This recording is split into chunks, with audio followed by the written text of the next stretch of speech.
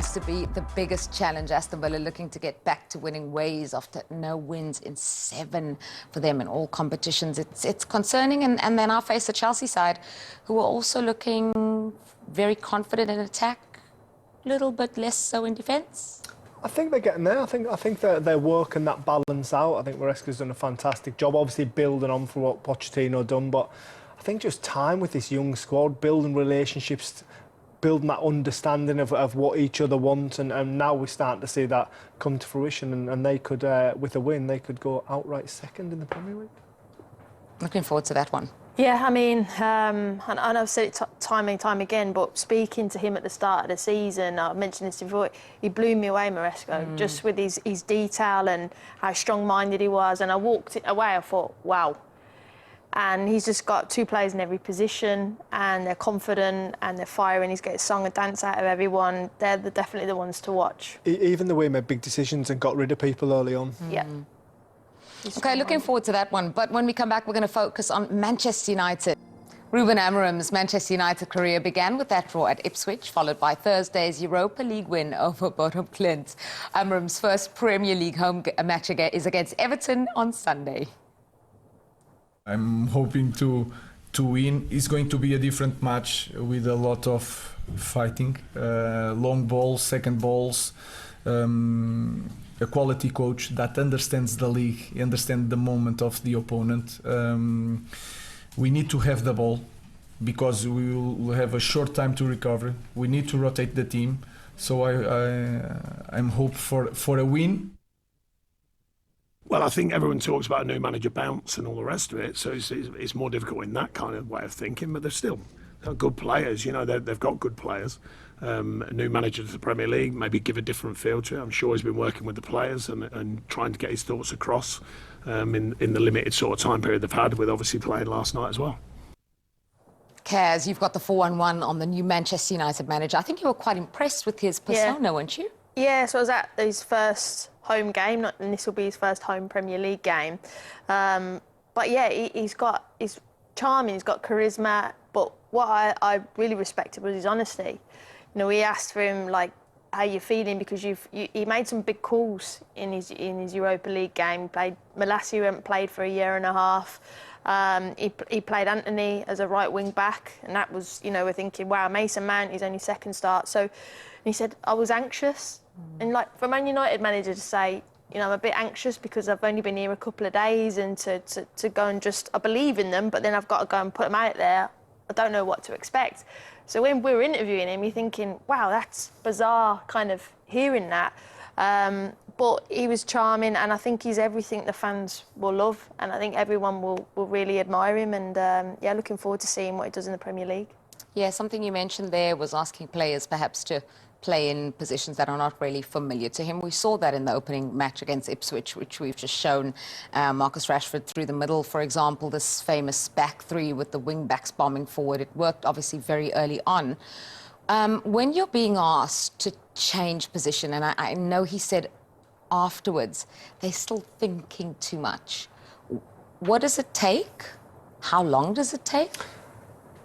It'll take a while of them to work with him to understand what he actually wants from them, what movement patterns, what patterns of play he wants. But I think it's important to say these lads that he's working with, they're all international footballers. Of course, yeah. And they're all very, very talented football players. And they will be able to slip into different positions quite easily. I think after previous seasons, they're maybe just lacking a little bit of belief in themselves, a little bit of confidence. Manchester United is not the most positive place at the minute, so I think just rediscovering themselves as a football club, and that then the rest will flourish from there. You know, as well, you mentioned you're spot on with like belief and confidence, but one big thing he was kind of saying was fitness. Yeah. Because his sporting team, they ran, and boy did they run. And for Man United, for the way that he wants to play and the system that he wants to play, they've all got to be fit and available and absolutely up and down, no nonsense. And I think there's, against Ipswich and in the Europa game, you saw where they can get exposed. So for Everton, there are opportunities, but every game is like a school test for him. He knows who's going to be able to do it and who's not, and then you kind of move on and try the next person until he gets that group. And in all fairness, they are the basics, aren't they? They're the bare minimum what you expect a footballer to be. He's fit, athletic, and be able to do it for 90 minutes. And for him to assess that squad and say they weren't quite at that level, well, it's a bit of a disappointment, really, isn't it? Because, like I say, the talent's there. So once they get fit, once they learn about him, once they can understand what he wants, then I think they'll look good. Yeah, don't ask me why I remember this, but United ran 102 kilometres over that game. That's the ground they covered. Ipswich, 108 in that encounter. Everton haven't scored in 3 matches now. That's really concerning for them. But I feel like that has been Everton's kind of story. They've always created opportunities. I've never been fearful of that, but it's just about taking them. But again, from how Man United have played in the 2 games that the new managers come in, you will get chances and definitely get down the sides of their back 3. There's vulnerabilities and they do go player for player. So if Everton can expose that and be quite physical and put the ball in the box, I'm not still quite there with trusting the back line. So there could be opportunities for Everton to get the goals.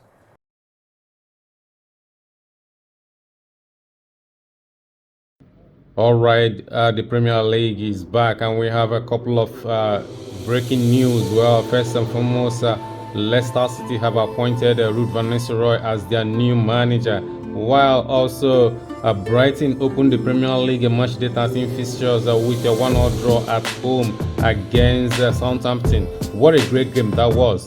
About Brighton, collected only 1 point instead of 3, but 1 point was enough, for them to climb to second position in the Premier League ahead of Manchester City and Chelsea. So what's gonna happen on Sunday? Because Chelsea, Man City, Liverpool are all playing on Sunday. So basically, if Chelsea win and Man City don't win, then Chelsea will be second at the end of the day on Sunday. But they are going to face Aston Villa, who are also vying for top 4. Now, Chelsea have not beaten Aston Villa in their last 3 games, and that's very, very poor. While Aston Villa have enjoyed good results at Stamford Bridge, in recent seasons. Well, last season also they beat Chelsea at Stamford Bridge, but it was a very dramatic encounter, and Chelsea deserved to win. But at the end of the day, they didn't. I kind of remember what actually transpired in that game, but I could remember that it was very, very chaotic towards the end of the match. But that's by the way. It's new Chelsea, new players. New players injected into the team from last season. New manager, new style, new everything. At the moment, they are doing better than Aston Villa. So, if Aston Villa go to Chelsea, hoping that they will meet the Chelsea they played last season, they better think twice, because this Chelsea team is going to give them a lot more problems than the one that faced them last season. But okay, right. Chelsea also went to Villa Park last season and came back from 2 goals down to draw 2-2 and could have won that game towards the end of it. So even though that Chelsea have not been able to beat them in their last 3 games, they have come very, very close. And if you consider Chelsea of last season and Chelsea of this season, there is a big gap in terms of performance, in terms of players' output, in terms of tactical ability of their manager. We all can agree that Enzo Maresca is doing a lot better than Mauricio Pochettino did last season. So that's another point. For Aston Villa, they have not been doing well lately. I don't think they have won a game in their last 3 Premier League games. They have been dropping points up and down, and also in the Champions League, they drew goalless against Juventus.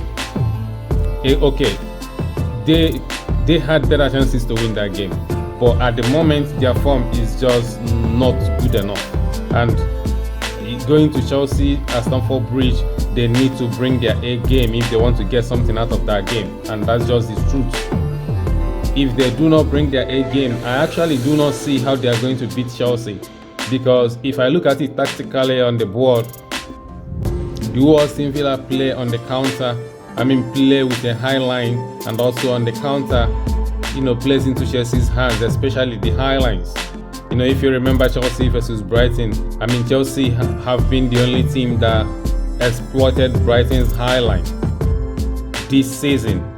And if Aston Villa do the same thing that they did against West Ham last weekend, they are going to collect a lot of goals at Stamford Bridge on Sunday. It's an interesting matchup, one that I'm looking very, very much forward to. But at the end of the day, anything can happen because this is the Premier League.